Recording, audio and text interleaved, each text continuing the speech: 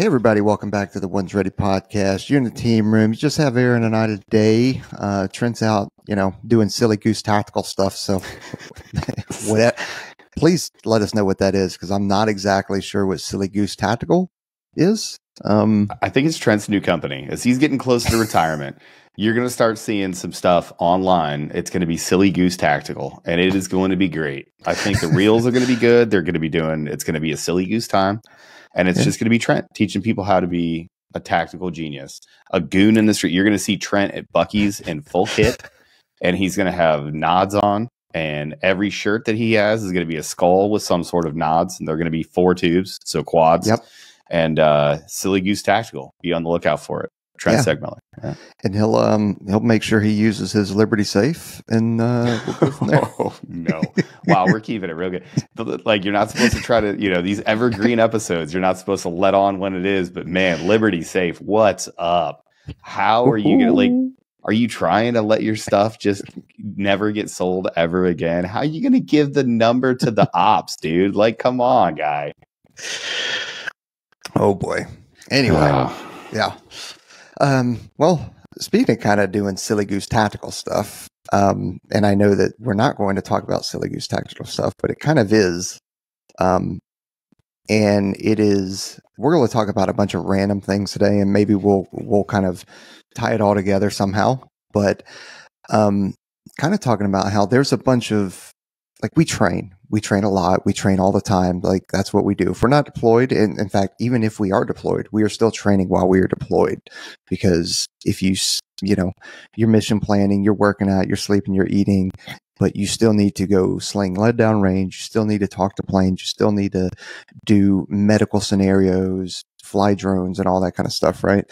But it used to be, and man, you're gonna have to correct me, because I'm sure I'll mess up the saying, but it used to be train how you fight, and which kind of makes sense in a way. Like, okay, well, I'm gonna train how I fight, but I think what we found is you end up fighting how you train, and that kind of goes back to that your lowest level of training.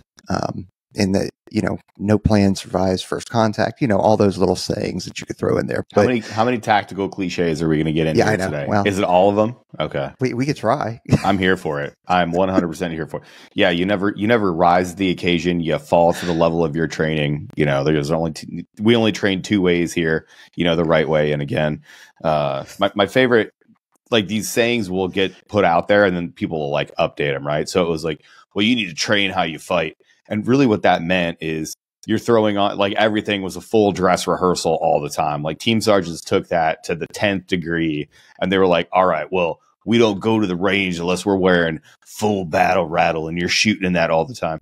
We'd have shooting instructors, like the best shooters in the world. This guy came out, he's in like, a pair of tactical pants and like a Columbia button-up shirt. And he's looking around, he's like, what are you guys doing? We're just shooting pistols today.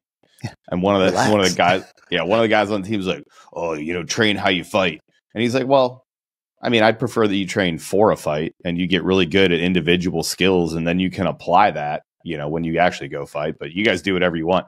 And then everybody out there felt like an idiot, because then you felt like you were playing dress up. And he was like, no, I just want to work on like pistol fundamentals today. And you're wearing a rucksack while you're trying to shoot a pistol. It doesn't really work. But anyway. Yeah, well, I mean, it's that kind of, hey, you haven't even mastered the fundamentals yet, and you're just going right in there. Right, let's go ahead and like start a building block, because, man, you really do fall to the lowest level of training, or fight how you train, because that goes right back into why we, like, if we're going to use, I'll just use JTAC or Joint Terminal Attack Controller scenarios, right?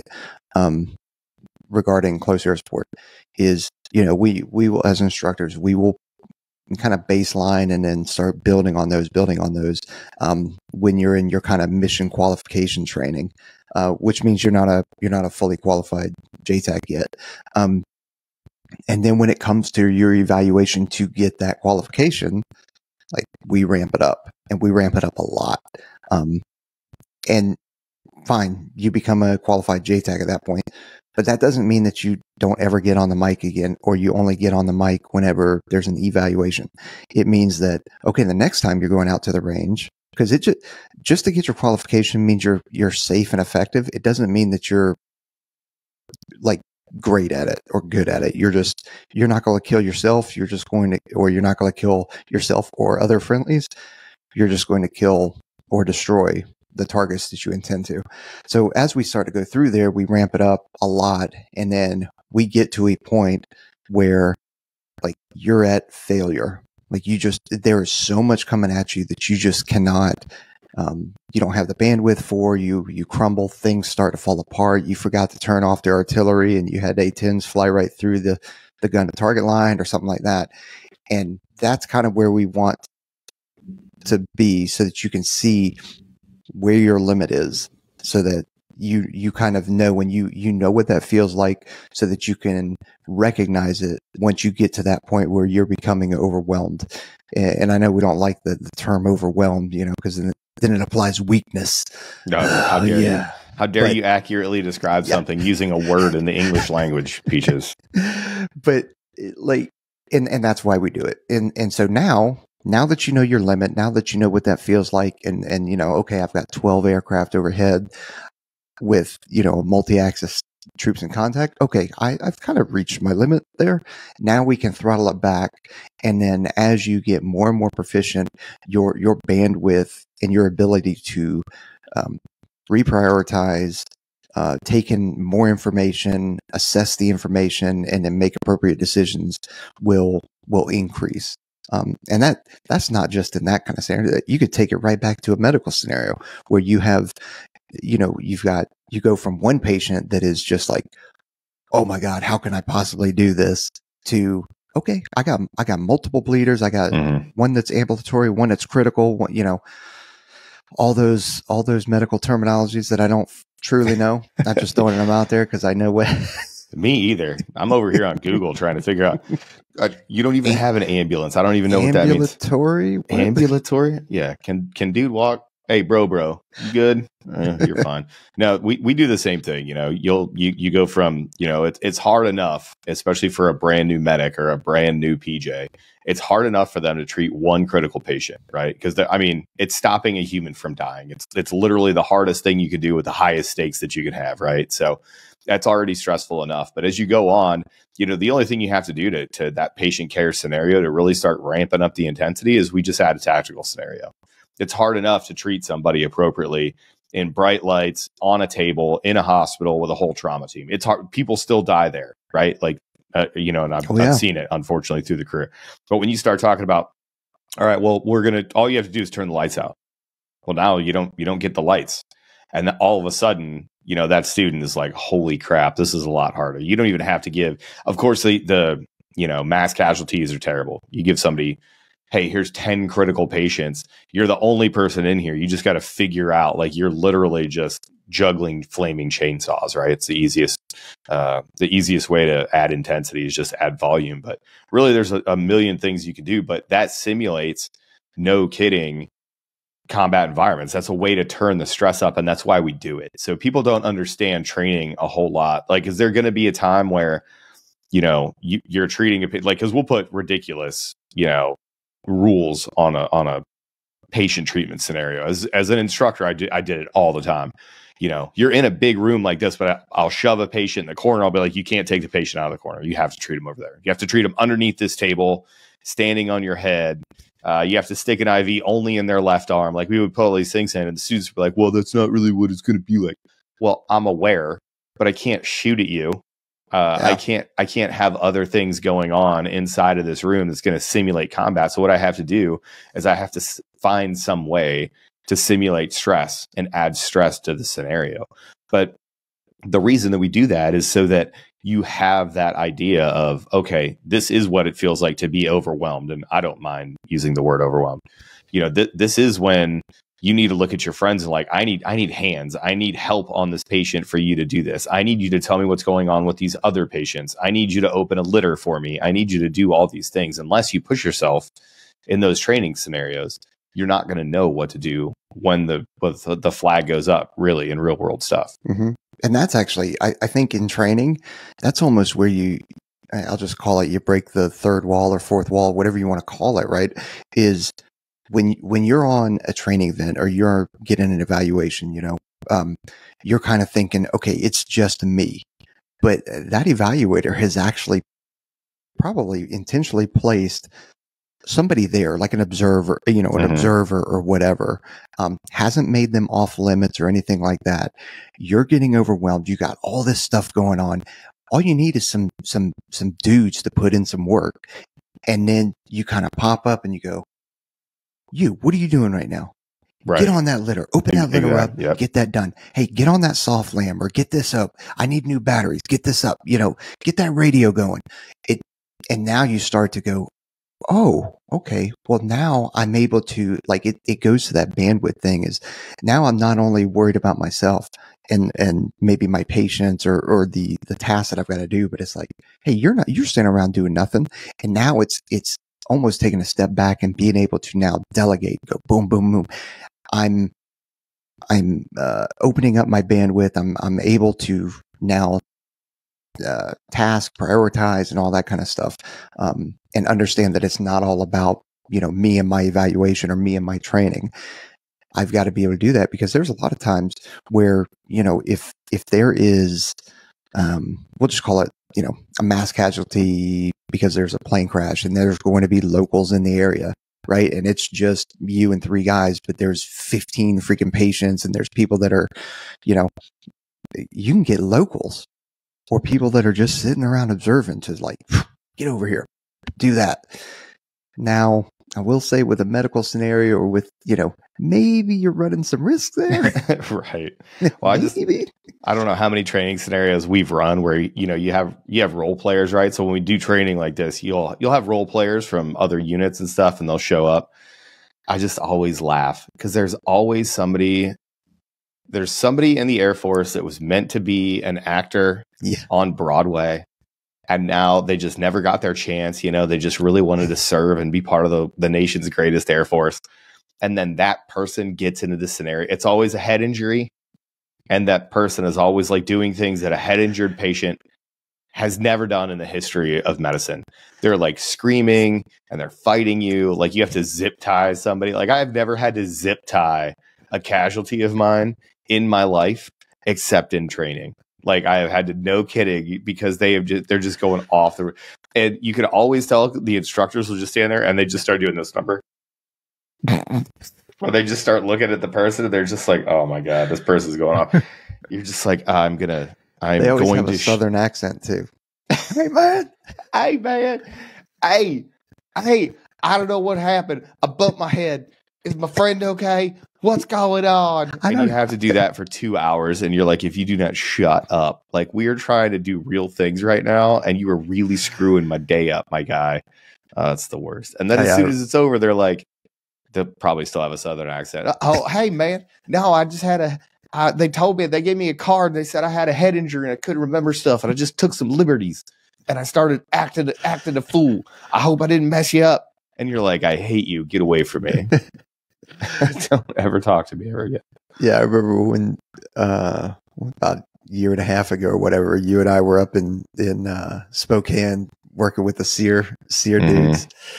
That was funny. You had a good group. That was like 40 people.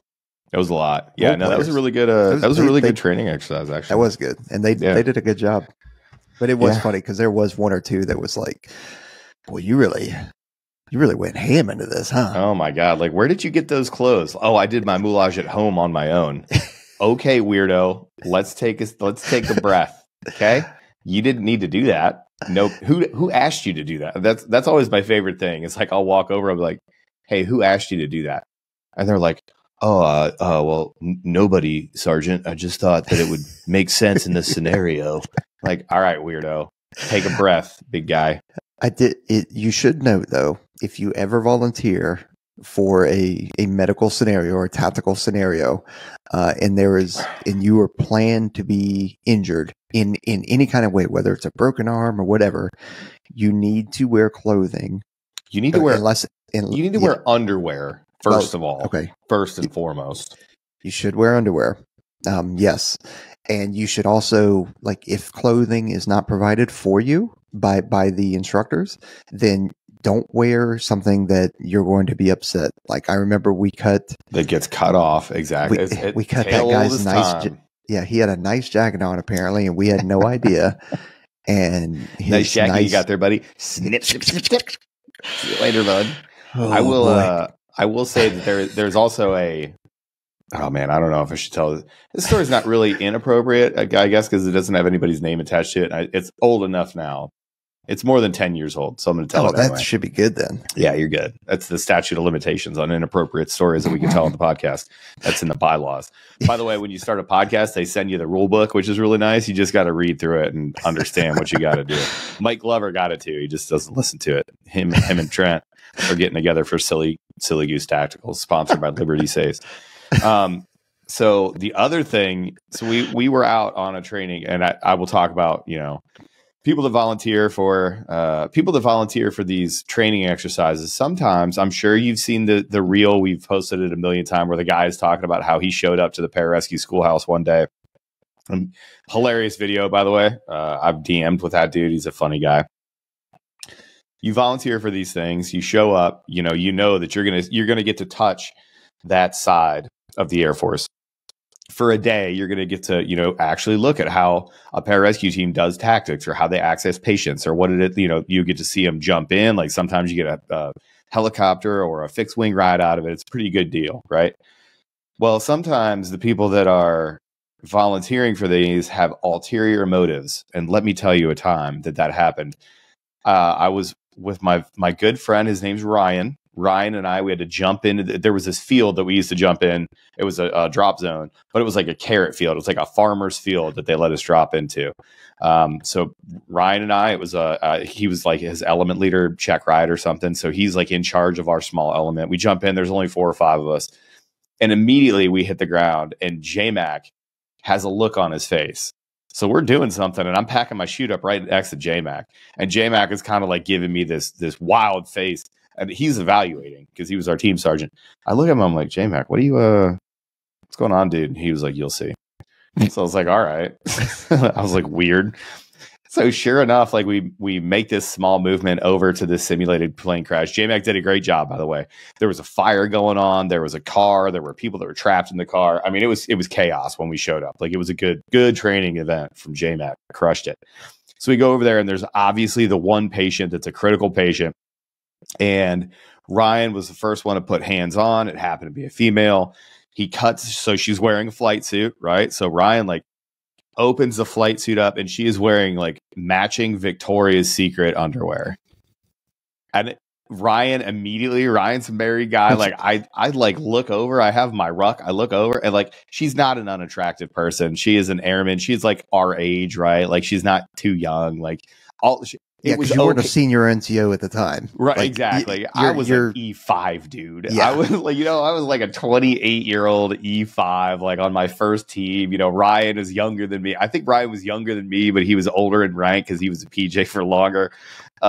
Dude, it almost stopped the entire training event. Everybody was just like, okay, so it turns out J-Mac, apparently this volunteer from the med group, classic Air Force, hot chicks work in the med group. That is a stereotypical thing, but it's also an actual thing. Attractive females work in the Air Force. That's why you should go to the Air Force, because they don't have those in the Army.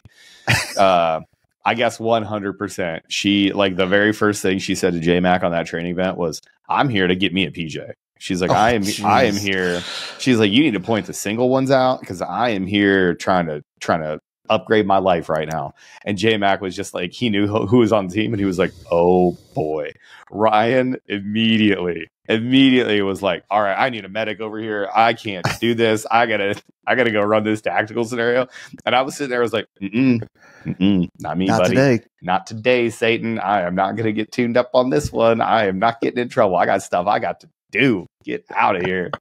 But every once in a while, that's one way that you can add stress. The other way that I've seen that was more effective than that, that was a little off-putting, but we did a training exercise in Vegas, and we rolled up You know, there's a bunch of people moulaged up and whatever, but it was actual amputees. The people that set up the training event contracted out people that were actually missing limbs. Yeah. So I distinctly remember I was further, was I a troop chief at this point? I think I was a troop chief. So, you know, I was, you know, the overall team leader for the scenario, but it was hilarious because my medic literally looks, and the actor, the person in the, you know, the role player didn't have a leg, and he is acting. He's like, oh, I got, you know, my leg's gone, blah, blah, blah. The medic looks at me and goes, Aaron, this guy really doesn't have a leg. And I was like, okay, treat him. They just kind of looked at him, but it was hilarious because it was one of those things where you're like, holy crap, that was crazy. That was another really, really good training event. But there's always ways to add stress, whether it's stress of you know, maybe the role player acting silly, wearing matching Victoria's Secret underwear, or maybe it's actually treating an amputee. But those are all things that we do, you know, to keep it fresh. Because something you said way in the beginning of the podcast that I don't think people realize. People are like, oh, what do you do? You know, I know you train when you're gone, but what do you do when you're deployed? Oh, you still train. Mm-hmm. Like we had a 6 days, because usually I let the guys have Sunday off, but 6 days worth of battle rhythm. You know, tactical Tuesdays, we would do tactics and go to the range and go shoot on Tuesdays. And in between missions, you're still training and you're still doing stuff. You still have upgrades. You still have all these things that you need to do. You're literally training 24 hours a day, 7 days a week. And it doesn't matter if you're deployed.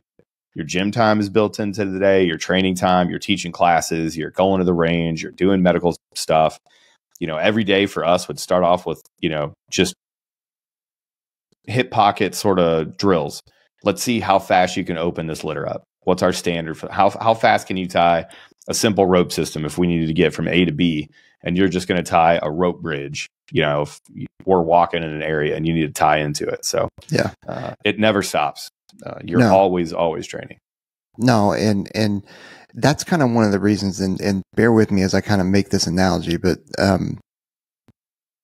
you know, why do we need to practice blowouts all the time? Why do we need to practice doing Israeli litters? Why do we need, you know, and on and on and on. It doesn't stop with those tasks. And it kind of goes to the point where, and I'm sure you've done this because I know I have. You ever driven somewhere, like you've driven to work somewhere, so you always go and you don't remember the drive. It just freaking happened. It's not that you weren't paying attention to the road. You're just like, oh, like, dude, bro, did I stop at that red light? Like, you do not remember the entire drive. Yeah. And I don't know what that's called, whatever kind of level of situational awareness that is. But you know, you're still going through the motions, proper safety and that kind of stuff. But you've just done it so many times that you're not going to get it wrong. And that's why we practice the blowouts. That's why we practice, you know, setting up Israeli litter, because, and I'm using the Israeli litter because it is a relatively simple task, yet people can mess it up. Especially controllers. It's like we mess it up. But, you know, it's fairly simple. And I'm saying that, whereas if you put an Israeli litter in front of me right now, I would jack it up. So I'm not coming in from my high horse here saying like, oh yeah, I got it right. I'd mess it up right now. Yeah. But we practice those things so that you can do it and you don't have to think about it. Mm-hmm. So it kind of goes back to what I was talking about earlier about opening up your bandwidth. I can do the Israeli litter, or I can do that. I can give an IV like nothing. I don't even think about it. Mm-hmm. I can administer or draw medication. Don't even think about it. I can get a gun to target line and do a time to target or a time on target, you know, with all the calculations without even thinking about it very much. Like, that's why we train to that point, so that I can then, you know, lessen that stress or lessen that, you know, mental stuff that I've got to do to figure that out. And then I can get to other things that are more important or more pressing. Right. There is nothing funnier than watching somebody struggle to get a patient on a Skedco. Like, that is my favorite thing of all time. You know, you have the Skedco that's out there. You know, I love, you know, our TAC-P, SR controller brothers. Nothing gives me more joy than legitimately throwing a bag at somebody and be like, hey, put the guy on that Skedco, and then just having them like start looking at the Skedco, because they come rolled up, right? Like, so what we're talking about is a full, it's hoistable. It's really, you can put it in tight spaces. It basically like tacos the patient. So, if you've seen them, they're the green Skedco, the green litter that you can drag. Like and it's a hardened plastic kind of thing. But yeah, you can do anything with that. Hoist it, drag it. You can do it vertically. You can bring somebody up a, you can attach it to a rope system. There's a way that we can tie into it that you can bring somebody up a mountain. You can hoist it to a helicopter. You've seen it. It's out there. But it comes rolled up in a bag, right? So it's, this big, the Skedcos are, and, it's rolled up in about that big. But because it's rolled up and it's hard plastic, it's constantly rolled up. So it's always trying to like roll itself back up. So watching somebody struggle trying to put like a limp noodle of a patient on a Skedco, it just makes my heart happy. Because unless you know how to do it, like there's a way that you can stand on it and then drag the patient. You essentially use the patient to roll the Skedco out, and you can roll it out with your feet and whatever. Once you figure out the way to do it, it's pretty simple. But watching somebody struggle with that bad boy, magnifique. Oh, I love it so much. But unless you practice those things, you're not going to know. Unless you put hands on it, like unless you're, on medical Mondays, when we talk about how we put patients on litters and how we mark our litters, like there's a way to mark the litter, because you can mess the Skedco up. If you put that patient's head at the patient's foot, or if you have it flipped, like guys will do that as well. They'll unroll it, they'll put it on the ground, they'll put the patient on the wrong side. It won't work like that. It's not interchangeable in that way. Like there is a right way to put a patient on the Skedco, but unless you open it up in daylight at the beginning of your alert day, unless you have somebody that's walking you through it, you're not going to be able to do it during that time. And that's the other thing about training too, is as we're talking through this, it's not always the team sergeant that's running these classes. Almost always it's the young dude. It's your primary medic. It's your E3, E4 guy that's running, on Tactical Tuesdays or, JTAC Thursdays or whatever we have. It's not the number one team sergeant. It's not the officer running people through a class. You look, 2 days beforehand, you're like, hey, you're the primary JTAC. I want you to teach this class coming up on, you're teaching classes on Thursdays. And usually that's that staff sergeant, that young team member. That's their first chance to get up in front of the team, a team full of experts, and to really start honing their craft. And they're going to run training events for those days. Like you can expect, it's not good enough just for you to be tactically sound at these things. You can expect that you're going to teach these things all the time. From day one of the pipeline until you retire, somebody is going to come into your area and be like, hey, I need you to stand up and just right off the hip, I need you to put together this class, and you're going to teach the team how to do these things. And that's valuable as well. Well, yeah, I mean, that's how you know that you truly know something and that you're a subject matter expert, is that if you can teach it. And that's also when you quickly know that you're not a subject matter expert, is when somebody does ask you to, hey, teach me a 9-line, or teach me a trach, or teach me, just teach me how to put an Israeli litter together. You're like, oh boy. Boy, I better go. Where is the litter? Just I'm gonna go grab it real quick. Yeah, let's slip this 20 minutes real quick. So I'll be back in here. Like, oh my gosh. See one, do one, teach one. Yeah, keeping exactly on with the cliches. Those aren't cliches. That's really what you're gonna do. Like you're gonna learn it, and then you're gonna show like some sort of mastery, at least to a 70% level, right? Like you might not be the world's best JTAC, but you can do it. You can be safe. You can be effective. But then the next time that training event comes up, you're going to be expected to teach it. You're going to be, because there's always a new guy. You might be the new guy now, but you're not going to be the new guy forever. You're only going to be the new guy for about 6 months until we get another new guy in. And then you're going to be the one that has to take the new guy through the stuff that you're doing right now. Yep. Oh, and it's important that's that trickle down of kind of effect. And you just mentioned the new guy is only the new guy for around 6 months or whatever before there's another new guy. But, that is so true. You really, I mean, we talked about it on here about building your bench and all that kind of stuff, meaning that you need to be training, molding, mentoring the people that are going to replace you, because there is one guarantee: you will take this uniform off. You will not do this forever. Right. You've got to make sure that it's not just setting up, this big picture. You know, you're not setting up America for the right thing, but you're also setting up like your teammate, your friend, because they are the ones. You know, imagine you knew something and you were just like, he'll figure it out. You know, which granted, some things they do have to figure out, but he'll figure it out. And then next thing you know, he freaking, the hoist snapped or, something happened on a training event and then they're scarred for life or they're dead, that is, dude, you got to live with that. And that's why it's important that, you were communicating and training all the time. Well, and you get this sense of urgency too, because if you're on team for long enough, you see terrible things happen.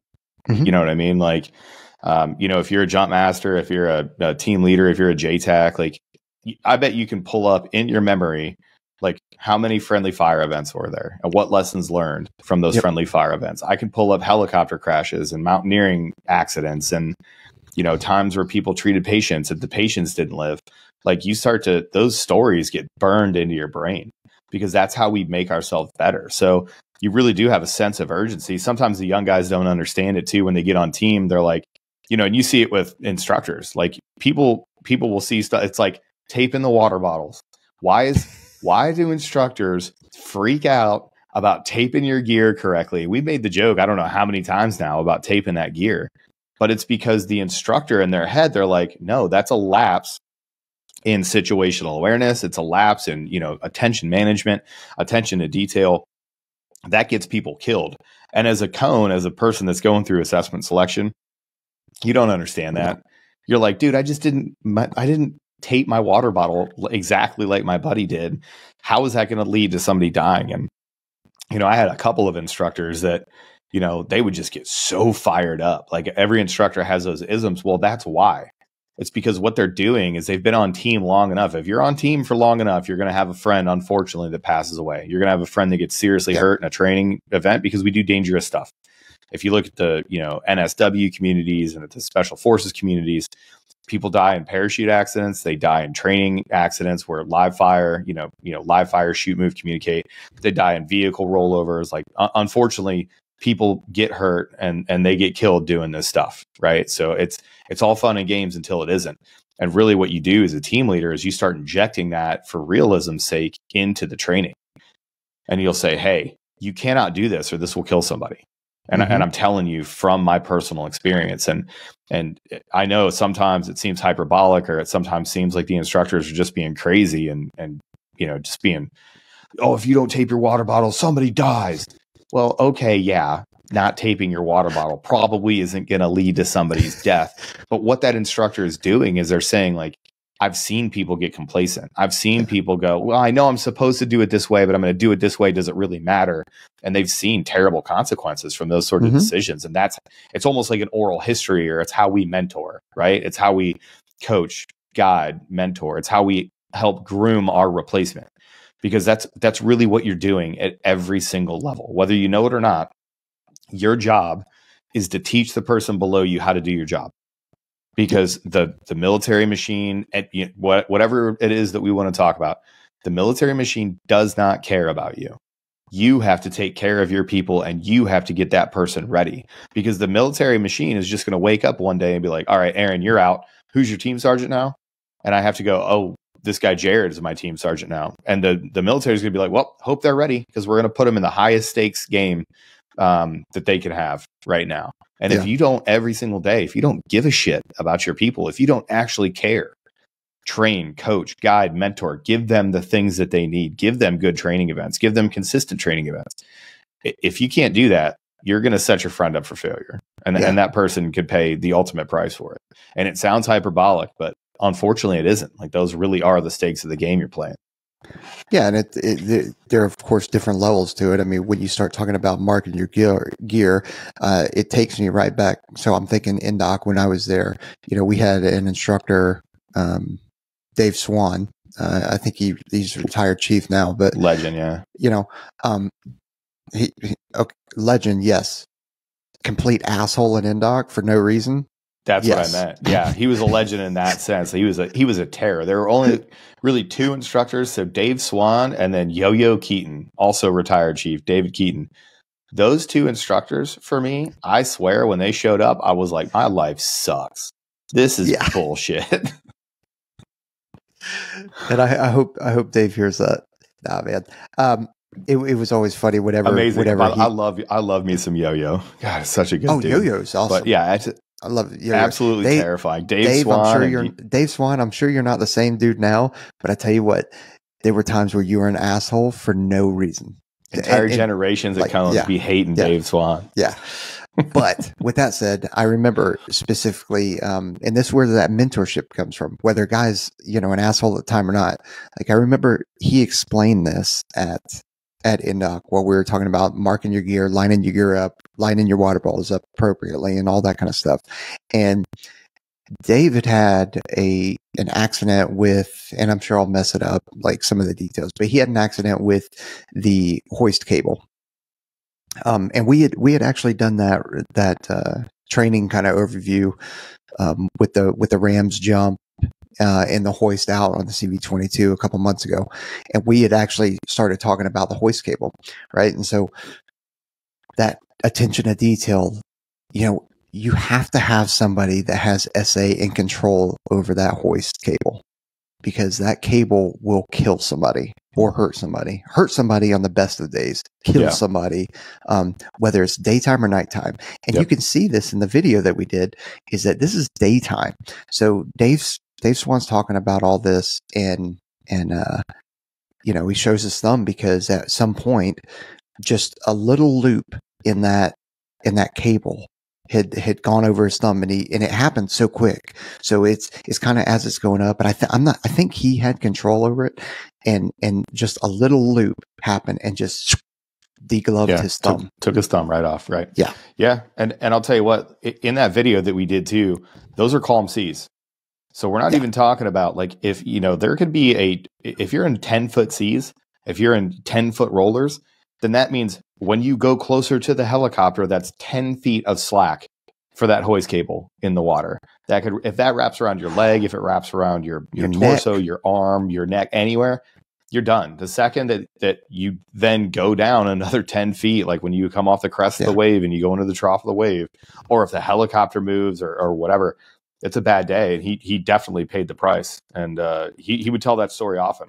Yeah. About how that cable a simple lapse of, it was bad luck too, but it was the way that he would describe it to you is he would say that he wasn't paying attention to it for 1 second. He wasn't giving it the attention that it deserves, and he ended up paying a price for it. And he almost lost his whole hand. He was lucky that he only lost, his thumb or a portion of his thumb, but he would tell that story often as a attention management tool. And he was dead on. It's those little things that you may not understand. Why are the instructors harping on this? Why is it so important that I have all of my gear in the same bag, in the same pocket as my buddy does? Why does that matter? Well, it matters because if you're hurt, I need to know where your medical gear is. I can't be rifling through your rucksack when you're bleeding out. I need to know, we standardize our kit for everything. We all wear our IFAC. When you're on a team of mine, I will tell you 100%, you're wearing your IFAC in the exact same portion or the exact same place on your body. It's either under your weak side arm or it's dead center in the middle of your back, in the middle of your belt line on your back. Like, and why do I need to know where your IFAC kit is? Because I don't want to die, homie. Because if I catch a hot one, I'm going to need you to fix me. This is where my tourniquet is, and this is where my chest seal is. But the reason why I was asking that is because I need to know where Aaron's IFAC is, just like he needs to know where mine is and everybody else on the team. Because if I have to come treat you because you got hurt, I'm not using my stuff. I'm using your stuff because I need my stuff for me. And that's like, correct me, get me to correct, but like as a J, if your wounds, if I can sustain and care for your wounds using your IFAC, even though I have a ruck that has all the, airway, bleeding, circulation, or air, what is the ABC? Yeah. Airway, breathing, circulation. Okay. ABCs. Cool. Then I don't need to crack that open, and I can fix you, or at least get you stable through your own IFAC, that's what I'm going to use, because I need to prepare for all the other injuries that could or may happen, or will happen rather. And I need that ruck for that, because on a standard PJ ruck, you can treat how many patients? So we say that you can treat 2 critical patients for 72 hours. That's what you have inside of the med ruck. Yeah, dude, I'm totally putting you on the spot here. I'm here, baby. I answered that call. I knew that one. I was all about it. Well, and the thing that you're talking about here is, never using your own stuff to treat somebody. That came out of Black Hawk Down. Tim Wilkinson, really, really famously, he ran around and he was using everybody else's med gear. This was not a standard thing back in October of 1993. This was not a standard thing that they did. And when he got done with that, there was another PJ that was on the ground named Scotty Fales. And I've actually had the distinct privilege to talk to both of those guys. They were in the AFSOC community for a long time after Black Hawk Down, working at the North Carolina unit. They probably still are, as far as I know. But they both said the same thing. They got done, and people were asking them about, how did they manage their gear? I think it was Tim Wilkinson looked at everybody, was like, my gear, my med ruck is fully packed. I'm ready to go, baby. And they were like, what are you talking about? He was like, I didn't use any of my own gear. Yeah. He's like, every time, the Ranger medic, I would steal their ruck. I would go, he's like, that's my gear. I'm not going to use my gear. I'm going to use everybody else's gear first. But that was sort of where the IFAC came from, is that everybody has their own medical gear on them. And I don't treat out of that. Right. So even me, a lifetime ago as a primary medic, when I run up to a patient, if I run up to Peaches and he's hurt, I don't grab it out of my IFAC. I grab it out of my bleeding pocket. There's a way that you load your pants and you load your kit and you have additional bags and stuff. That's for patients. Like I have specific stuff that I treat patients out of, never out of your own IFAC. That's for me. That's my tourniquet. That's my chest seal. That's my dart. That's my breathing device. That's my stuff. That's to save my life. That's for somebody else to save my life if I need it. But that came out of Black Hawk Down. That was one of the lessons learned out of Operation Gothic Serpent, where Tim Wilkinson and Scotty Fales both were like, nah, dog, we're not going to use anybody else's stuff. We're going to use your stuff, not my stuff. Yeah. That was a really good lesson learned. No, and you can sit here and go, well, I thought, in SOF you can do whatever you want in terms of wear whatever you want of your kit. That is not the case, man. No. We do the same thing with crypto, like in terms of radios. Like it needs to be in a well-known standardized spot, so that if somebody needs to burn the crypto, or not burn it, but destroy the crypto or something like that, or needs to plug their radio because their radio for whatever reason dropped the crypto fill, I need to, if I don't have my own, I need to be able to just reach in, grab it. Because now if we're in a fight, I don't need to. Hey, buddy, where you brother, got this? Hey, man. Brother. Oh, well, I sewed my Till own. Valhalla. Till Valhalla, brother. Yeah. I love it too, that people are just like, they have this misconception, and young guys do it on team all the time, right? Like they show up and it's always great to watch the older dudes on team, the first tactical scenario, the first time that everybody's in full kit, they kind of look at the young guy and they're like, what are you doing? And they're like, oh, that's how I roll, man. I just found out that I like that. But like, oh yeah, tight. Go take all of that off and then look like your team leader. Go put your shit together and don't make me talk to you about it again, because that's what it is. It's way more standardized than you think. We're a little bit better. We don't do full on gear shakedowns at every single training event. You're given a little bit of a leash on that, but we were 100% standardized. Hey, here's where you're going to wear your radio. Here's where your crypto is. And, to your point, there was a time we were getting ready to go take off, in Afghanistan. So this is 2014, 2015, getting ready to go take off and go do something. And the helicopters dropped their crypto. As they were getting ready to go, the helicopters didn't have crypto. That's a no. You can't do that. They're not going to fly. Can't talk to anybody in plain language. Right. Yeah. So then the entire ground team. So our controller had to get off the bird, had to go grab his fill, had to go get over to the bird, had to load the crypto for the birds, or that mission wasn't going. And by the way, the guy that handed him the crypto was his PJ. The guy was just like, hey, here you go. The controller, comes over the radio, is like, hey, I need my fill device. And he was like, oh yeah, cool. Reach right in his ruck, grab it. And he's like, there's your sensitive item. I know where it is. because that's how we do things. That's how things are loaded out. And you know what? If the controller needed to get that PJ, his narcs, later in the mission, guess what? The controller can reach right in the bag. He knows exactly what Pelican case to grab, and he can give that PJ his narcs. That's why we do it, because it makes you better.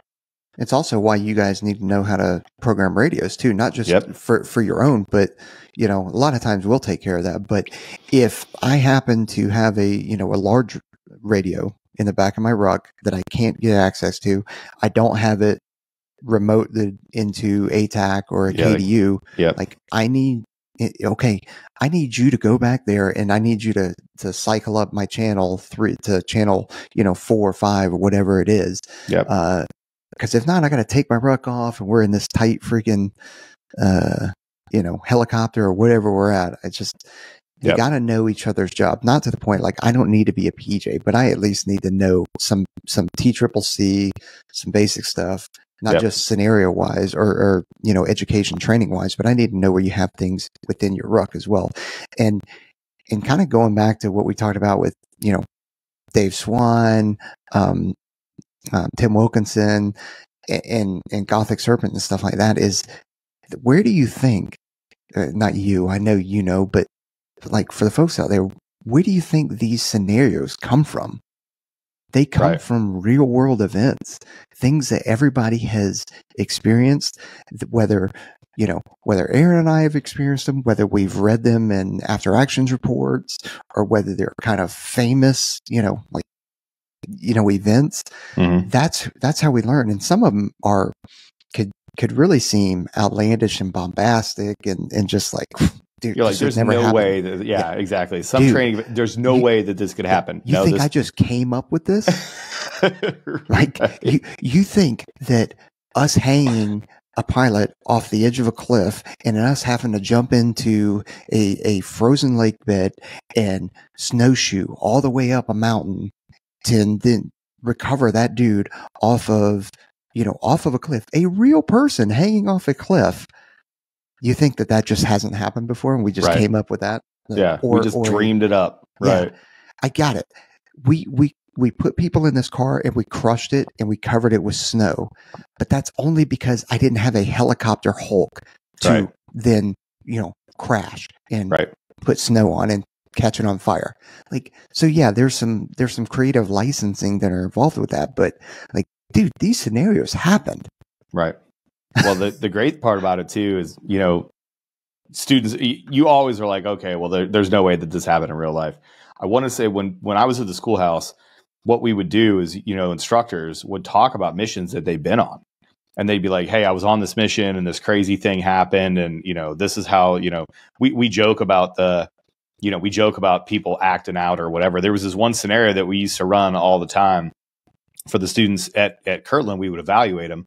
And, you're just there sitting your regular, I don't think they do it anymore, so I'm not telling you guys any G2 or anything, but you're basically sitting there on alert, and a C-47, MH-47 is about to take off. And they take off, and on their takeoff, they experience an engine failure and they crash, and you have like a 20-person mass casualty right out your door. And people are just like, oh, yeah, whatever. That was an actual scenario. Like one of our PJs, Mike, he responded to that exact thing. Like he was sitting alert in Iraq, and somebody else was, another 47 was taken off, and they just crashed on their takeoff. And suddenly you have this 30-person mass casualty event that's right out your front door. And you have to go, respond to that. There was this added wrinkle to it where, one of the instructors would play the fire chief. And as the students were starting to like run the mass casualty, this Air Force fireman would come over and would start like yelling at people and would like be telling the officer to fuck off. And he was like, no, this is my scene and it's on base and it doesn't matter if you guys are PJs, he's going to run the scenario, whatever. And we would get done. And every single time we'd be like, okay, give us feedback on this thing. The crow, the officer in charge, would look at us and go, well, it was all pretty realistic except for the fire chief. Like, Sergeant Lawrence pretending to be this guy and whatever. Well, then the instructors would be like, hey, that happened in real life, dude. That was a real wrinkle that I had to deal with during this thing. Like, I know it seems the most ridiculous. Dude, crazy. Well, this is a pretty funny story, but so we were in we were in Bagram in 2000. I think this had to be like 2014. So 2014, no kidding, we get a phone call from a 2-star general, right? So the commander of the base was a 3-star at the time. I want to say an Army 3-star. And then the vice commander was a 2-star general or something. A guy named Kelly, Air Force general named Kelly. So the phone rings and like, no kidding, somebody like calls downstairs like, hey, Aaron, can you come up here? And I'm like, yeah, man, what's up? So I leave our team room and I go up to the talk. And they're like, yeah, the general's on the phone for you. And I was like, oh God, what did the boys do? Oh boy, here we go. Did we steal something? Did we get in trouble? I was like, I wasn't aware of anything. So I was like, oh, did the boys not tell me? No kidding, this general. So they were digging a trench in order to lay out like communication stuff, right? So they were going to lay out fiber optic cables and stuff. So third country nationals, a bunch of Sudanese dudes, were digging this huge trench, like 15-foot deep, 5 or 6 foot wide trench. Well, there's no OSHA in Afghanistan, and these dudes didn't even speak English. So some of the safety stuff wasn't exactly on par. So the trench collapsed. So the general just happened to be driving by this scenario where there's like on-base fire, because at the time Bagram was huge, right? Like, I mean, it was actually drawing down, but this was the time like Bagram had like a TGI Fridays and shit. So it was just wild. But anyway, so he drives by this scenario, and they've been trying to get this guy out of this hole for like, I don't know, an hour and a half. And finally the general was like, I know guys that do this. So he calls over and literally just asks us, he's like, hey, can you show up and go help them out? So we showed up to this event, this disaster, sort of response where they had 2 people that were trapped in this trench, and they were trying to figure out, like, they had this big rope system tied up to a fire truck. They were going to like pull the guy out. It was this crazy scenario. But walking into that, like, I'm in a combat zone. I'm in Iraq or in Afghanistan. I've got all of my friends with me. I show up and I'm basically talking to a fireman that he was like from Chicago. He just happened to be on his 6-month rotation as a contractor over here. And, my crow and I, like, we just laughed. We looked at each other. I'm like, this is like a 30-minute problem. I was like, we're going to have this thing buttoned up pretty much right away. But it was funny because we walk up to the guy and, there was this back and forth where you had to be like, hey, so listen, you're in charge of the scene.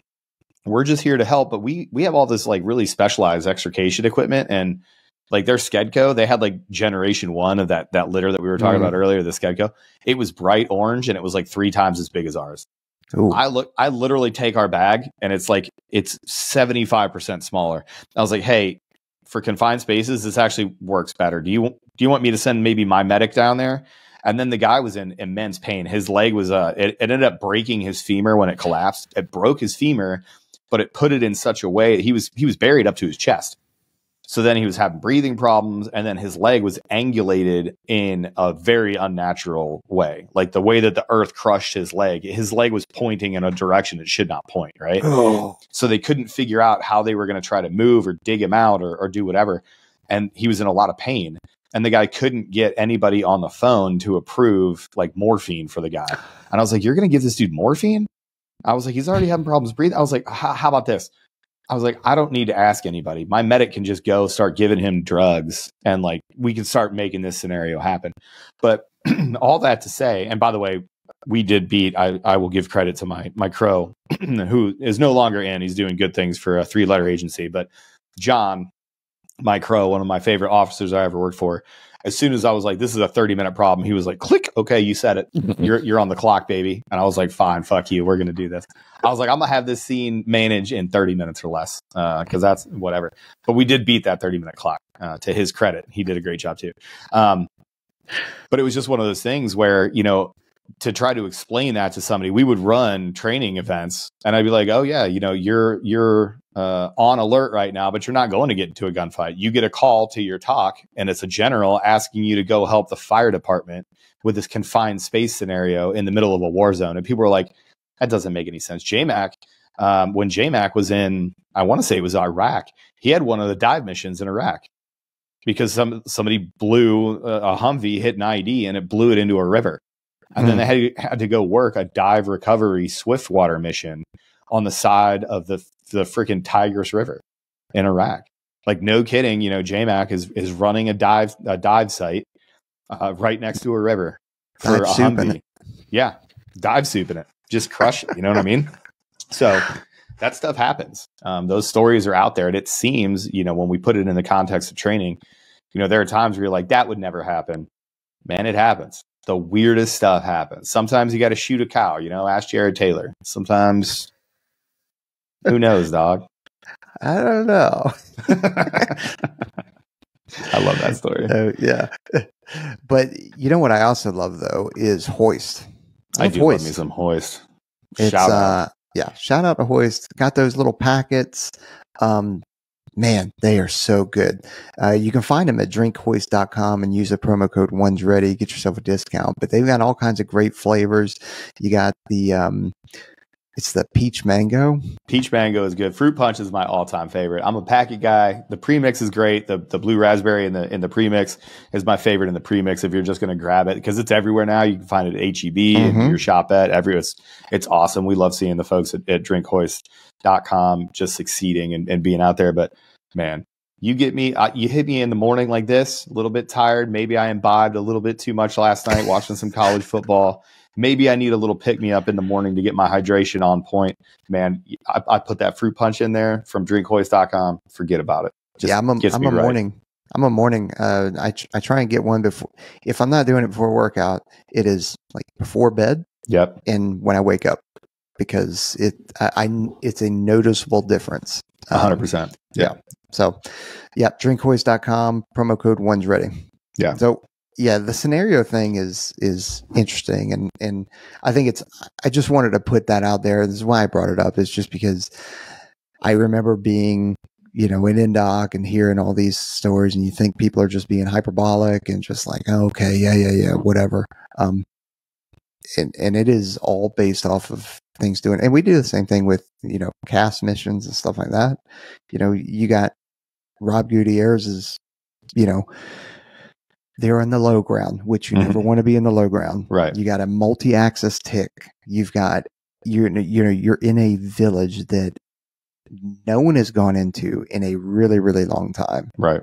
And by really long time, I mean years upon years, because the terrain is so, it puts you at a disadvantage. And that's the only way you can get in there is to be in the low ground. And now it's just, so practicing those scenarios are what make you better. And it ties right back into, you are going to fight the way that you trained. And if we can build you up even like better than what we were, and that's the goal, right? Is making everybody else. And believe me, dealing with the trench out here at the weapons school, they are way better than I ever was. Yeah. Right. And that's the way it should be. Everybody that when using all the cliches that we possibly can, till Valhalla, brother, but till Valhalla, brother. Yeah, but building your bench, making sure that the people that are under your span of care that are going to be replacing you out on the battlefield and in the team rooms are better than you were when you showed up or when you left, because they are the ones that are going to be going out and executing the mission. Hell yeah, Peaches. Hell yeah, brother. Who's going to carry the logs and the chalks and the goats? I want to know who's going to curry the goats. Who is going to curry the goats? I did. When you texted that the other day, I actually laughed at that because I love me a good curry. I had some curry last night, baby. Oh, I know. We got a great Indian food place out here. It's fantastic. It was really good. Last night, it was funny. Old T Money and I were looking at each other. She was like, hey, trying to get some of that curry tonight. And I was like, girl, you had me at curry. What's curry the goats? Who's going to curry the goats? Dude, if you guys haven't had curry out there, like good Indian curry, you're missing out. Listen to Daddy Peaches. Let's go. Get yourself a good curry. Get it spicy. Get the naan bread. Get the garlic naan bread. Dip it in there. Get it all over your fingers and your little face. I had never had Indian food, or curry rather, because I know there's different kinds of curry, but like, of course, you're canceled now. Congratulations. Yeah, I am canceled. So I had curry in Afghanistan, obviously, but that is a whole nother kind of curry. That is good curry out in Afghanistan, but it is weird if you had never done it before. Eating it with your hands on the ground, but also like there's bones and there's still some other things in there where you're like, okay, I'm going to get sick after this. Okay, 100%. 100%. We were this last trip to Africa, same sort of deal. Like we were eating with the partner force and we are like, all right, cool. Did the standard thing. It's very standard to buy your partner force a goat for family dinner at the end of the training event, which is, hey, it's what we did. Same exact thing. I was like, this is delicious. I saw the goat about 30 minutes ago, and now I'm eating said goat in this curry, and I am 100% going to get sick. I even looked at my crow, and I was like, hey, we're going to get sick off this, huh? And he was chewing, and he was just like, oh yeah, totally. We just laughed. We're like, well, that's what you do. And then we did. Newsflash. And Tarantino it. We all did. Yeah, man. But I hadn't really had curry until we showed up to England. And that little Indian joint that was downtown, it was called Entai Singh. Oh, you're talking about Thai curry. In Mildenhall, yeah. Yep. Some of the hottest food I've ever had my entire life. I had the chicken vindaloo, and I thought I liked hot stuff. I was like, hey, let me have it hot. The waiter was like, no, you do not want it hot. And I was like, no, I do want it hot, guy. So then it became like this. I was like, yeah, give me that hot chicken vindaloo. It was a bad day. It was a bad day, bro. I couldn't even finish it. I got halfway through, and I was just like, oh my God, what is happening? Gandhi's. Oh man. Oof, got him. It's good. Anyway, obviously we like curry. So we're going to go ahead and curry the goats and get on out of here. Yeah. Don't forget to like, subscribe, leave us a review. We really appreciate it. And feel free to go to onesready.com. Check out some of the shirts, the flags that we got. We've got Mission Mercantile on there. We've got Attack Elite gear on there. So you can go over to their shop if you want. Like, they got a great setup over there. And then you can still enter the promo code OnesReady10, OnesReady10 to get a discount, but you can save yourself some time. Go over to onesready.com. Their stuff is all there, and the discount's already built in. And while you're there, grab yourself a shirt, represent. Maybe get them dad. Yeah, exactly. Look at that. Yeah. Maybe get yourself a little dad hat. That's coming back into restock. It's going to be a limited run, so you got to get them while they're hot, and they're going to be so hot. It's fall. It's time to throw on that dad hat. It's time to get that fall aesthetic going. Get you some pumpkin spice. Make sure to go over to Silly Goose Tactical and see everything that Trent's doing when he's not recording with us like he should be. So check out Silly Goose Tactical. That's Trent and Mike Glover teaming up. Special guest David Goggins for Who's Gonna Curry the Goats. He's going to do their menu over at Silly Goose Tactical. I can't wait. Sponsored by Joe Rogan and Elon Musk. And Liberty Safe. Absolutely. So if you need somebody that's going to bend a knee to the government and give a backdoor code to your gun safe and violate your Second Amendment rights, you know what? You know where Silly Goose Tactical is going to be home? Albuquerque, New Mexico. Speaking of constitutional rights that got taken away from people that weren't legal. Anyway, that's a different podcast. I think we're losing the thread, everybody. We're out of here. Later.